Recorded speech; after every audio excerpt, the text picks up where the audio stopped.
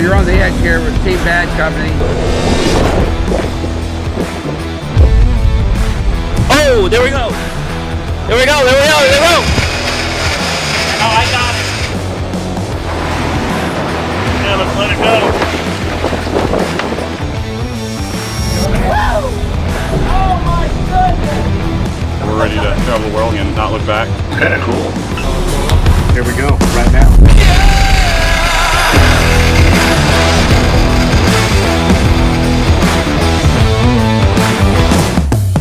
We were about to crack the seal on talking about the Omni sonar and what it's meant for you guys and what you learned with it. How do we start out on this? Well, every time I do a post about Omni, I just can't believe the controversy that Omni brings to the fishing community. There are people that are saying that it should be outlawed or banned. And those are all, respectable opinions. I think a lot of it has to do with the fact that it's not available to all because of how expensive they are. When fishing went from Loran C to GPS, or when you a paper graph to a digital monitor, they were all somewhat reachable. But Omni still, along with installations, probably what, 150 grand? Yeah, 120 plus. Yeah, so I get it. I get the fact that it's not available to everyone, and I think part of that creates the controversy. Yeah. So for someone who doesn't know what an Omni sonar is, what's the 2-sentence description of that thing? The Omni pulses 360 degrees on every pulse. It doesn't do it in a full cone. We're finding out it fires on a different set of elements. So it does go through a little bit of a rotation, but it pulses 360 degrees, whereas a Searchlight sonar is typically an 8-degree cone. So it does 8 degrees, 8 degrees, 8 degrees, 8 degrees all the way around, or you can have it go whatever sector you want and then come back. And then there's the sector sonars, what transmit on a 60-degree cone and receive on a 45. So they're more of a bam, bam, bam, bam, And the Searchlight's very small. So we all started out with the Searchlights. And the Searchlights were very effective. I caught my first blue marlin with one in 1988. And we had caught, wahoo and tons of everything else with those. There's tremendous amount to this. We won't get into all of it, but what was good about those units was the tone. And after a while, you could hear the tone, the way that it hit, and you knew whether it was bait or a wahoo. There was, towards the end, when I was really, really tuned up on that CH37, which was a sector sonar, I could say there's 2 wahoo, look down at the screen, see the 2 wahoo, and go over and catch the 2 wahoo. The blue marlin, the same thing. You couldn't tell between a black and a blue naturally, but you had a pretty good idea based on where you were fishing, what they were. But the Omni is definitely a whole new level. All you got to do is just divide the 8 into 360, and you can see how much more effective the Omni is, which pulsing all 360 degrees on every shot. So, and it's definitely a game changer if you're very, very serious, especially about billfish or tuna. It's a great tool. It's not a great tool for inshore fish. It's terrible. I'd much rather have a sector or a Searchlight sonar for inshore species like sea bass, yellowtail, squid, those types of fish. One grouper, snappers, amberjack, whatever. Sector is way more effective than an Omni. So most of us, Steve's a lot longer than myself. I've been fishing sonars since the mid 90s. So the Searchlight, you can search 360 degrees, but nobody does that with a Searchlight. You're doing 180 to 240.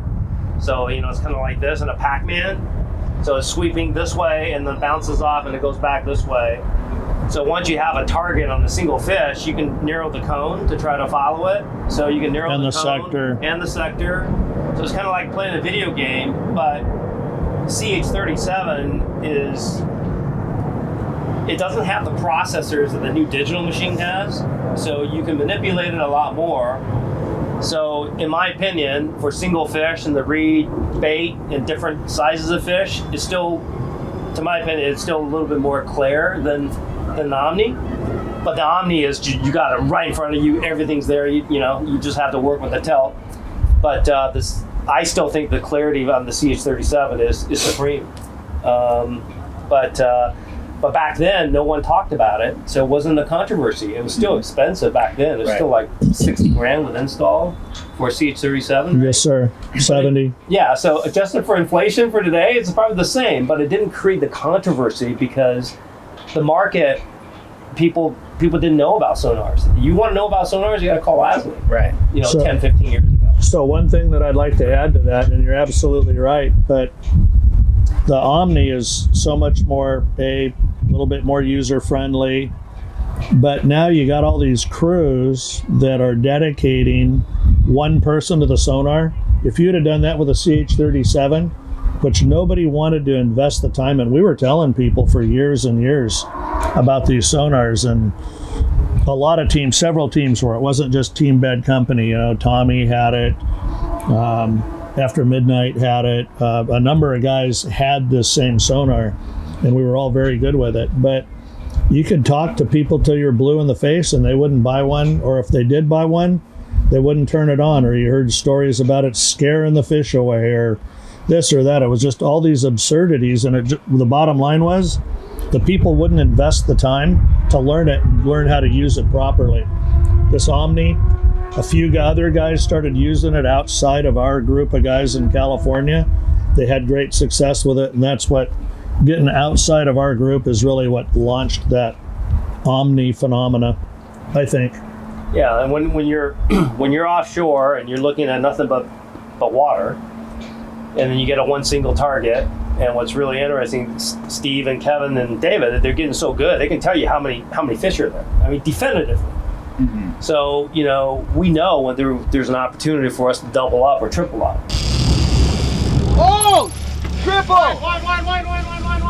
And it's pretty cool. But the CH37, if you are black marlin fishing and you got a hard bottom, and then you want to read something between the hard bottom and the cone, there's nothing like the CH37. Nothing like it. Why does Omni will lose out because the Omni will hit the hard bottom. It will tune itself down because it's all digital process, right? CH37, it's clear as day. You can see the bottom, you can see the snappers on the bottom, you can see the little fries off the bottom, you can see the skipjack off the bottom, and you can see one big black marlin. You can see the whole thing. You can't see that. That's super definitive what he's saying, and but people never take a liking to this 37. No, not in the same way. And I've tried for hundreds of days now to lie to that machine to get it to be able to tune that out. I haven't figured out how to be able to do it really, really well. The Omni, yep. And it doesn't make the sound, right? So you got to watch it. Doesn't make the tone near as well. I'm going to try some new stuff this next trip.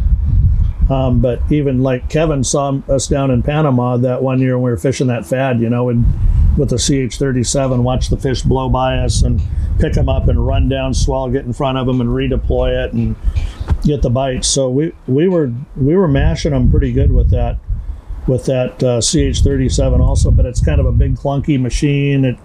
It doesn't really have a good control panel, but there's certainly a case to be made that at times that CH37, it does have an advantage over the Omni. Sure.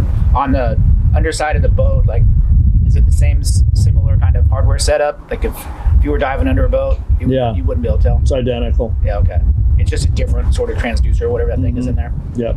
And with that Omni, you're able to see stuff behind the boat, right? See that fish come in the pattern? You can with all of them, but yeah, it's super easy with the Omni. It really makes it easy. I mean, tuna fishing, it's deadly. Yeah, Stevie Wonder or Ray Charles could have used it just as well as anybody else. Come on, baby. It's right behind us. Following us. It's on the lawn. Oh, look at the size of that one. That's got a bite. Come on, that one's got a bite. Furuno, Simrad, Garmin, whoever has got R&D into wanting to get into this market and sell units for $100,000. You know, if we can have best of both worlds, we can get the CH37 detail and clarity with the ease of 360-degree view of an Omni. We have a customer of 6 right here. Yeah, I'd like 162 kilohertz if anybody's listening. And then, you know, we're going to that Simrad now, and these guys got more time with the Simrad than I do. But it's definitely got a lot of great features. It's another Omni besides the Furuno Omni. You guys could probably go into that. It's got an auto tilt function. When you mark a target, it'll actually follow it into the boat with you and tilt it accordingly where that target's at. It follows it within the column. So the Omni is sort of the all-around pulse. Like that's the Omnidirectional, 360 degrees. And then manufacturers, Simrad's got one, Furuno's got one. So there's a few different manufacturers. Mac has one. Okay. We have all Furuno, and then we have on the 33 LNH, we have the Simrad unit. So that was our first time using that. Yeah, the reason we went with the stabilization. Yeah, and it's got the whole processor is actually in the sound dome. So, you know, these besides the sound dome, there's these great big processors and stuff that need to be mounted around. So if you got a 33-foot boat, you don't have that much real estate. The processor on the Furuno weighs like 320 pounds. Right. So that was the main reason we went in the little 33 and LNH. And, you know, the joke was we put it right in front of the toilet. So because that was the only spot to put it, so we put a toilet paper holder on it. So it's a multifunctional unit, the Simrad is. Well, you got to be clever when a 33-footer taking up all your space. So what's on the? What do you have here? Searchlight. Yeah, CH37. No, we got a Searchlight, a CH250. Okay. That's the predecessor to the 500 Furuno. So it's 8-degree cone. We catch a lot of striped marlin with that, but we don't striped marlin fish that way locally. We don't troll, right? Like we were talking about in the deal. So for the tuna, it's very helpful when we're bluefin fishing, and if we ever sea bass or yellowtail fished again, it would be a great unit for here. But I would love to have a 37 or something higher frequency. And so I got a question for the group. You're gonna be stomped again. So out of 100 blue and black marlin that we've caught so far, whatever the number is, let's just call it 100. Without the sonar, how many will we have caught? Half.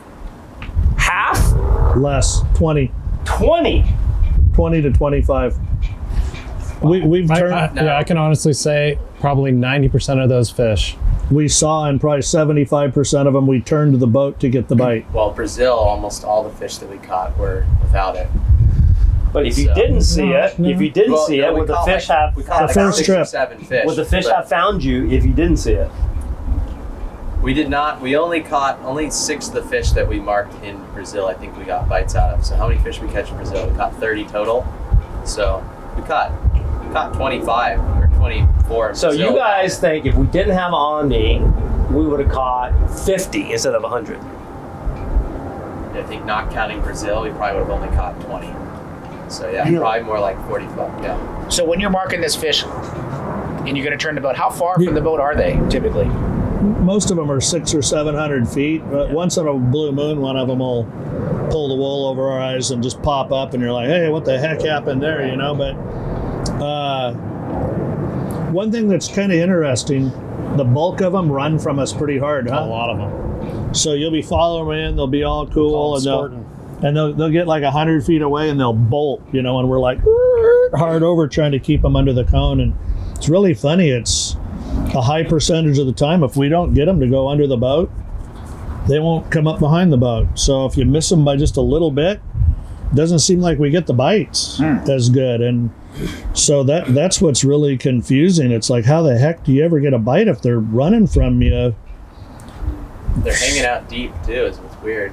Like the ones in Brazil, almost all our fish were hanging out below 200 feet. We're still running away from you. So you're raising those fish from 200 feet in down. In Brazil, it's different from region to region where the fish hang out. Right. It's different, but And then thermoclines and all that stuff, and trying to pick the fish out of the thermocline's a real challenge. And like Cape Verde is a very heavy thermocline area. Brazil wasn't. so my response to that question is, I think we would miss only 20 or 30% of the fish. And the reason why I say that is if we put in 100 days in these target-rich environments, we're not gonna catch 50 fish. Yeah, but how much does it stop the boat though, too? I don't know. And tell us where to fish. I don't know, but that's the controversy with everybody is, how much of an edge does it give you? And we're saying that up to 80% or up to 20%, whatever it is, whatever the number is, we're not going to live without it. Yeah. Right? Oh, because it does give you an edge for In my sure. opinion, it's the best advantage you can have at this level of fishing, like without 100%. question. Well, 100%. and then there's other areas, like Azores, where you couldn't. It's the binoculars that get you located to figure out where to slow down. And Madeira was a lot like that as well. Not so much as the Azores, and I could see a huge edge in Australia, and it did help us in Brazil. The binoculars, it's once again for me, it's the age-old question. You got to have both. Our second Sorry. our second trip in Brazil, because it wasn't the same as when we went there. Like we only saw skipjack 2 days. So the rest of the trip was like very minimal signs. So like one of the days we decided to go out in the deep and we marked like 6 fish one day and wound up catching a bunch of fish out in 900 feet. We would have never been there otherwise. The only reason we were out there is because I marked a couple outside of us when we were in shallow and we decided to check it out there. So that's how we started catching fish. So it's like when you don't have anything, you don't have birds on the water. There's no birds in Brazil. There's no bait. What do you mean? We saw 2 birds Yeah, while we we were saw there. like 2 or 3, and then if there's no flying fish, So just you know, we're making fun of it, but there's more bait in Brazil than pretty much any other area that we've seen. I mean, Azores has a lot of bait too, but Brazil just acres and acres, and there's no birds. None. None. We would see 1 a day. 2, and when we see 2, Steve will say, "Oh, there's a bird school," because there's 2 birds. I lost it when I saw a frigate bird. and it had a marlin under it. Oh no, Yeah, a tuna. tuna. It had a tuna. There's no birds. There's no birds in Brazil. I mean, not in the area that we were. I mean, Royal Charlotte Bank is this massive bank and high spot, and there's bait everywhere, and no birds. It's a sheer cliff. Yeah, one wall of it's 28 miles long. 28 miles out, and there's no birds. Wow. So, Just a few blue marlin, right? and a lot of wahoo. Yeah. Yeah. So I imagine if you guys were into the game fishing thing, you could have just caught just about everything on this so far. Oh yeah. I've seen the bluefin, big eye. Well, one time we stopped to let David fly his drone, and the lures were sinking out. And did we have a double on sailfish? One, What? But we had a second one bite or something. maybe. But Yeah. one bit the lure as it was sitting still, and we caught the thing. And that, Drone back. yeah, that was the only time that we really got up in the shad. I'm certain that if you put out dead baits and dredges and did everything, you'd have a decent sailfish fishery. You'd probably have a decent white marlin. There was a couple times the sails came in and snaked to the lure before the marlin got it, and go past the bait too. Yep. And Steve has got to be killing. There's got to be some pretty good cod fishing down in some of these spots, huh? Man, I've seen a lot of good bottom grabber spots. Like, if you look in my phone, it's really embarrassing. I mean, I got pictures of my grandkids and dogs, but I got so many pictures of the fathometer with just all these nasty, Look at this one. nasty bottoms with just big everything on them. And then we dropped on it. We didn't even have a bite. Really? Pretty hurtful. Yeah. That's not nice. We're going to go back and give them the what's. And then we did do another fishery. The guy was telling us about this corbina fishing and how great they were, and so told us to anchor up by him, black sand, all this In stuff. Africa. We're catching these croaker looking things, and we're like, oh man, these are junk, they're no good. But we were yelling and hooting because that guy was next door, the next boat over. He's woohoo, yeah! And so we didn't want to be outdone, so we were yelling and hooting too. Well, it turned out after we were done that they really were the corbina we were supposed to be catching, but they sure didn't look like a corbina. Like a surf perch. They look like a croaker of some kind. And David, you've been known to jump in the water every now and again and shoot a fish. Have you done any of that? trying to think. We shot some fish. Only the clear long line. Yeah. Yeah, we had to jump in the water a couple times to cut long lines out. Not that Brazil. one good. Yeah, Kevin came out of the water and had a bunch of blue paint on his head. The pole hitting him on our second trip in Brazil. No, maybe get in the water in Azores. Want to do that. Well, you guys are a long way from help if anything goes sideways, right? If it's not the 150. Yeah, we got a bunch of tourniquets and stuff on the boat in case something bad happens, but yeah. So Yeah, after the first couple days in Brazil, and there is nobody there, and nobody, and you see no military craft, and we're a long ways away. So at some point, we were over 70 miles away from the mothership, and I remember talking to Kevin, going, "Let's grab those extra EPIRBs and let's grab that extra water. And are you sure the sat phone's charged?" And because I think it's like next stop's a really, really, really long ways away. yeah. How's Dan managing all this? It's a lot of pressure on him, huh? It is. You know, while we're sitting here talking about fishing, you know, he's getting the 175 ready. He's in Turkey right now. So he's not even in Cape Verde. He's in Turkey right now and monitoring the progress of the 175. That's going to be an incredible vessel. So can't wait to see it when we fly over there in May. That company gray? That company gray. Not gonna have a big purple octopus on the side or anything like that? No, not this time. Not a whale shark on the bottom. No, not a whale shark either. But that's got to be exciting. This is the blend. You bought a really great Damon, but now you're about to get the one that you dreamed up. Yep. Of all the boats you've put together, Anthony, and I know there's a pretty long list of boats that you've done, this 175 has got to feel pretty special. Yeah, I mean it's hard to put my hand around it because it's not functional yet. So by the time it's functional, then hopefully it lives up to the hype. But the build's gone pretty quick, right? Real quick, from the cut of the first sheet of metal for her hull to splash is a little less than 2 years. Wow, that's remarkable. That's it takes them long to build a Viking, huh, Steve? Yep, with some of the weights. Yeah. So that's exciting. That's kind of a Bad Company World Tour Part 2 coming up soon. In the meantime, you got a few more trips here with the 150. Some exciting fishing going on. You've caught some great fish. I know you're still waiting for that fish, whatever that fish turns out to be. But I got the feeling it's coming.